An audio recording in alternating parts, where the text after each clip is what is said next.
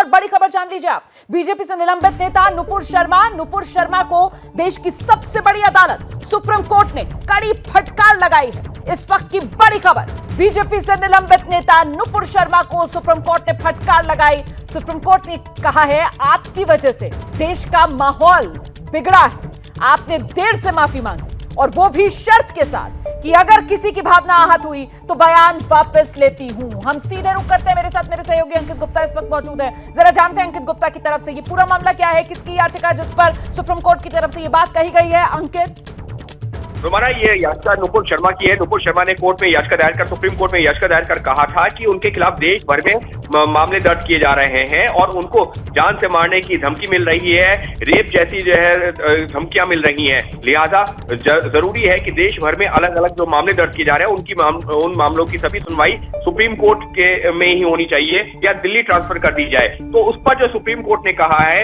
उसी मामले पर सुनवाई करते हुए एक तरीके से फटकार लगाई है। साफ तौर पर कहा कि आपके बयान की वजह से देश की स्थिति बिगड़ गई है। आपने देर से माफी मांगी और वो भी इस शर्त के साथ कि अगर किसी की भावना आहत हुई हो तो अपना बयान वापस लेती हूं। इतना ही नहीं, कोर्ट ने तो दिल्ली पुलिस को भी बहुत बड़ी फटकार लगाई है। कोर्ट ने साफ तौर पर कहा कि नुपुर के खिलाफ जो पहली एफआईआर दिल्ली में दर्ज हुई थी उस पर क्या कार्रवाई की गई है। इस सबके बीच में कोर्ट ने एक और टिप्पणी की है। कोर्ट ने कहा है कि आप खुद को वकील कहती हैं। नुपुर शर्मा से कहा है कोर्ट ने, क्योंकि नुपुर शर्मा वकालत भी करती हैं। कोर्ट ने कहा कि आप खुद को वकील कहती हैं और ऐसा गैर जिम्मेदार बयान देती हैं। सत्ता में बैठी पार्टी का सदस्य होने से उसकी ताकत दिमाग पर हावी नहीं हो जानी चाहिए। कोर्ट की बहुत ज्यादा सख्त टिप्पणियां इस मामले में नुपुर शर्मा को फटकार भी लगाई जा रही है और यह भी कहा जा रहा है क्योंकि आप सत्तारूढ़ पार्टी से जुड़ी हुई हैं, इसका मतलब ये नहीं कि उसकी ताकत आपके दिमाग पर हावी हो जाए। और इस सबके बीच में कोर्ट की एक और अहम टिप्पणी कि अगर किसी चैनल पर शो के दौरान उनको उकसाया गया इस तरीके का बयान देने के लिए तो उन लोगों के खिलाफ भी एफआईआर दर्ज होनी चाहिए। कोर्ट लगातार भी लगा रही है और कोर्ट की नाराजगी भी दिख रही है। बड़ी जानकारी इस वक्त मेरे सहयोगी अंकित गुप्ता दे रहे हैं। बीजेपी से निलंबित नेता नुपुर शर्मा ने ही याचिका सुप्रीम कोर्ट में लगाई थी और इस याचिका पर ही सुनवाई के दौरान सुप्रीम कोर्ट की नुपुर शर्मा को ही कड़ी फटकार। खुद को वकील देती हैं, फिर भी इस तरीके के भड़काऊ बयान देती हैं। आप देश का माहौल बिगाड़ रही हैं, इस तरीके के बयान देकर माफी आपने देर से मांगी और माफी भी आप शर्त के साथ मांगती हैं।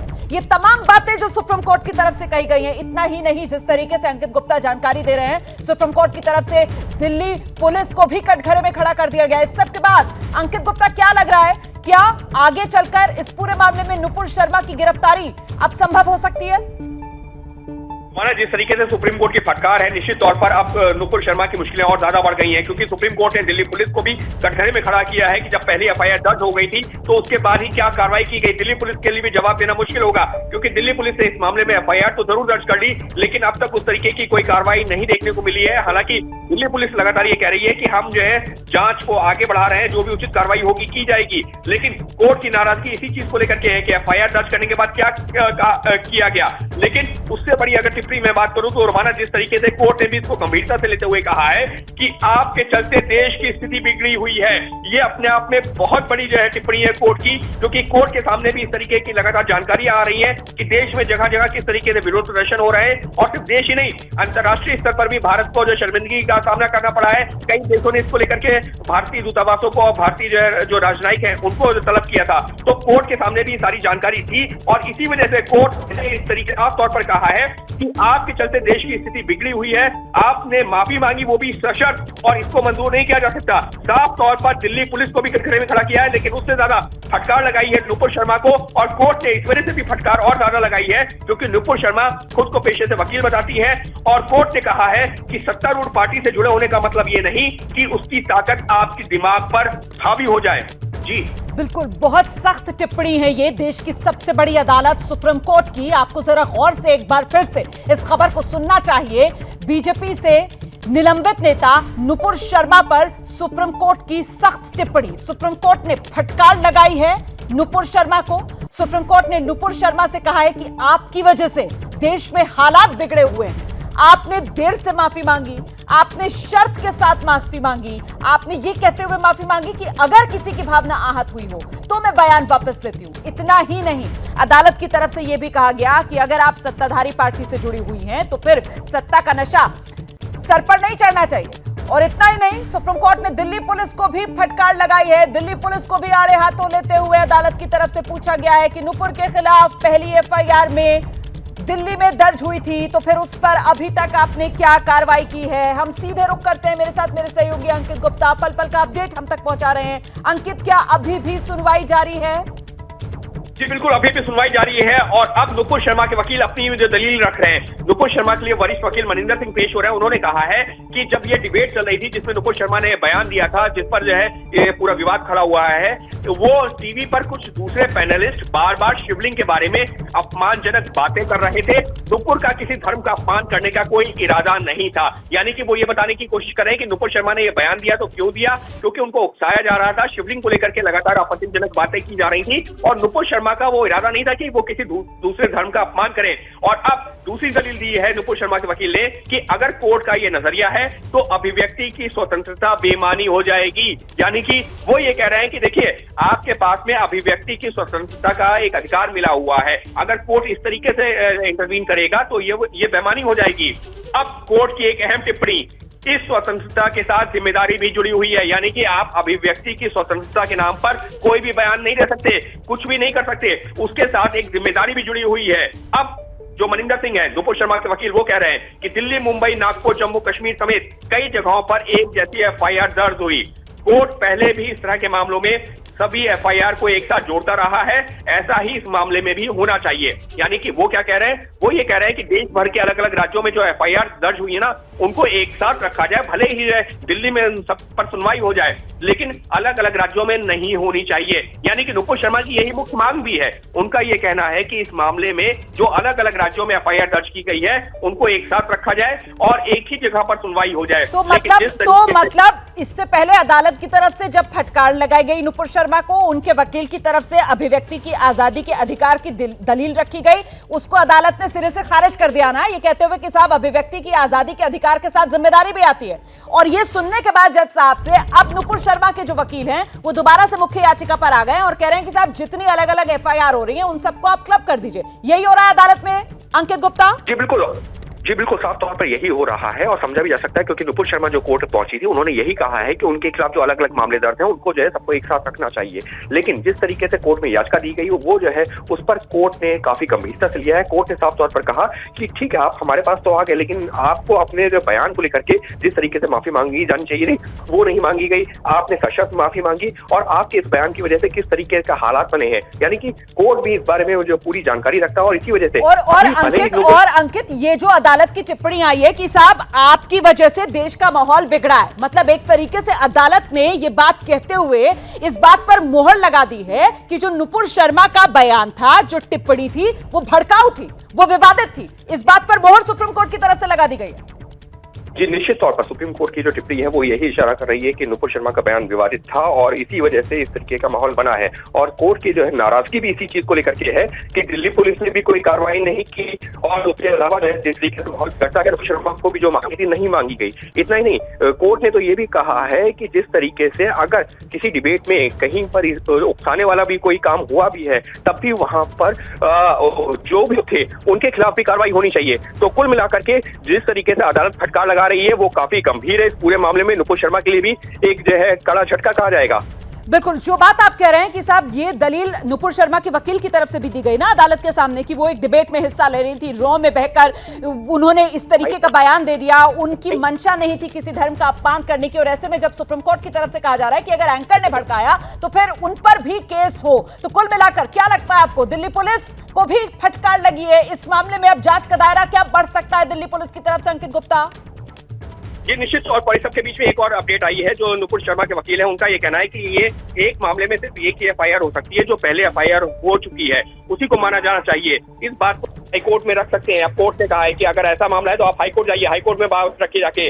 आप हर मामले में ट्रायल कोर्ट से जमानत मांग सकती हैं। यानी कि कोर्ट साफ तौर पर कह रही है कि अगर आपके खिलाफ जो है मामले दर्ज हुए हैं तो आप जो है जाइए, निचली अदालत में जाइए, हाईकोर्ट में जाइए और वहां जाकर के आप जो है आप जो है अपनी, अगर आपको जमानत चाहिए तो जमानत मांगिए। यानी कि सुप्रीम कोर्ट से ज्यादा कोई राहत मिलती दिख नहीं रही है। और साफ तौर पर जो है जो नुपुर शर्मा के वकील हैं वो यही मांग कर रहे हैं कि इस मामले में जो सारी एफआईआर है उनको क्लब किया जाना चाहिए। यानी कि सबको जो है सारी एफआईआर को एक साथ जोड़ देना चाहिए और उसके बाद में उनकी सभी की सुनवाई एक ही अदालत में हो जाए, जिससे कि अलग अलग जगह ना जाना पड़े। लेकिन कोर्ट उसमें राहत देता हुआ अब तक नजर नहीं आ रहा है।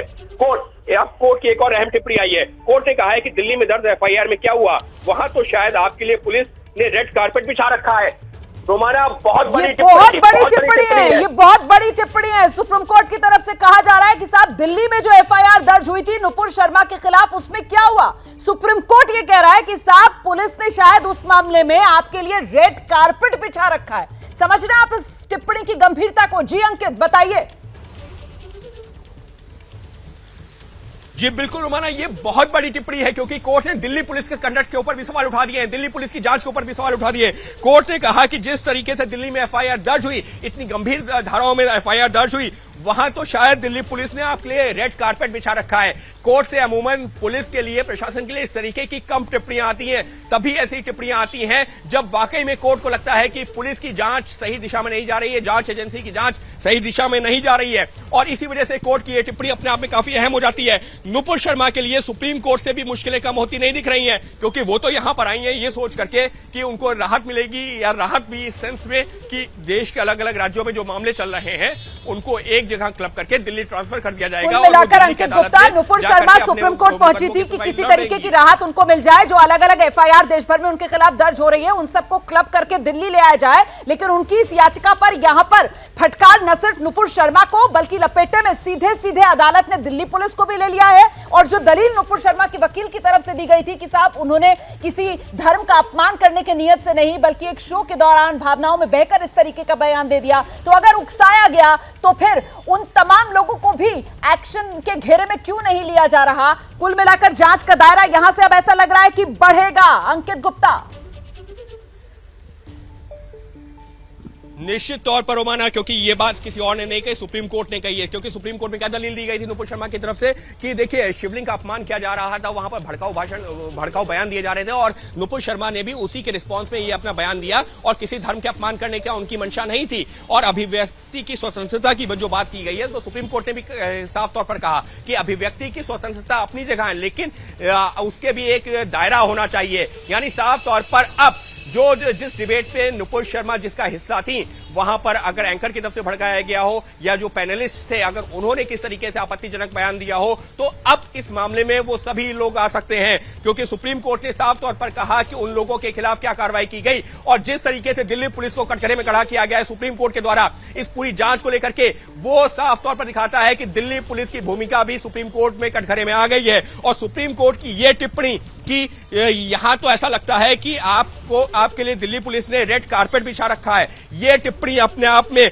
अब तक की सबसे बड़ी टिप्पणी कही जाएगी जांच एजेंसी को लेकर के। और वहीं नुपुर शर्मा को लेकर के, तो नुपुर शर्मा को लेकर के कोर्ट ने जिस तरीके से कहा है कि इनका बयान की वजह से देश ही नहीं दुनिया भर में भारत के बदनामी हुई है, उसके अलावा देश का माहौल खराब हुआ है, तो ऐसे में आपको जो माफी मांगनी चाहिए थी, आप सशर्त जाके माफी मांग नहीं है, आपको माफी मांगनी चाहिए थी, वहां पर शर्त नहीं होनी चाहिए थी, लेकिन आपने सशर्त माफी मांगी।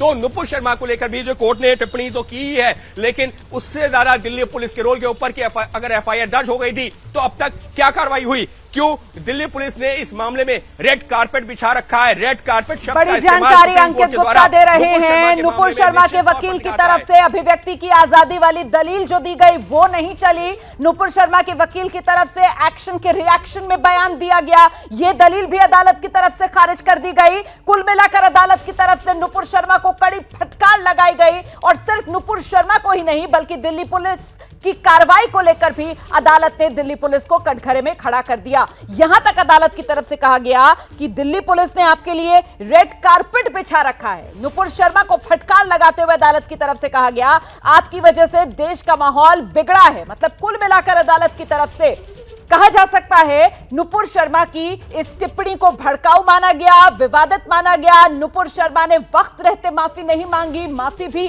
शर्तों के साथ मांग रही हैं, यह बात भी अदालत की तरफ से कही गई और एक्शन वक्त रहते नुपुर शर्मा पर नहीं हुआ।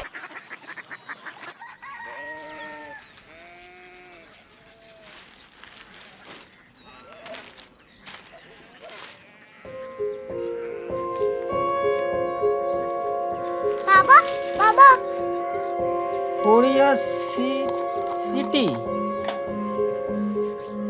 जानी ना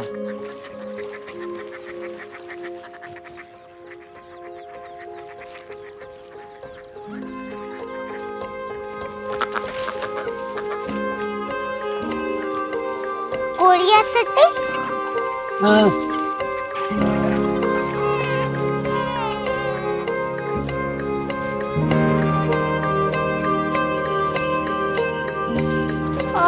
कोरिया सिटी कहाँ पे है?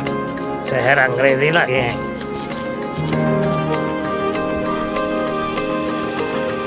कोरिया सिटी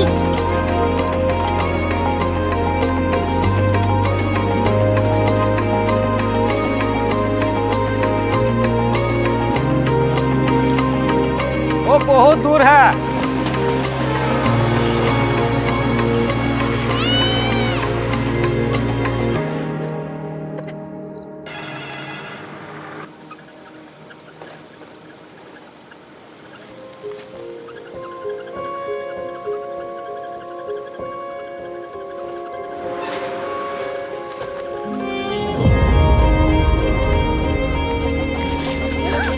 कोरिया सिटी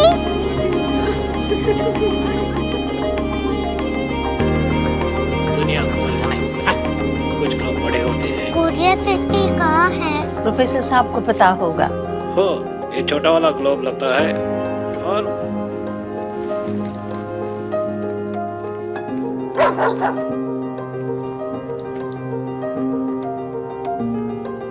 पता नहीं, मेरी बेटी से जाके मिल लो, शायद उसे मालूम हो।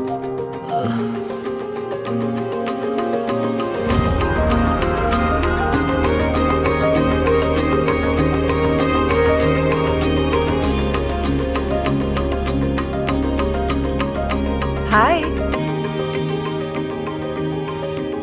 बाबा ने भेजा है। Come here. Korea city Korea city नहीं, क्यूरियोसिटी। वो क्या? That's what brought you here? जो तुम्हें यहाँ तक ले आया। क्यूरियोसिटी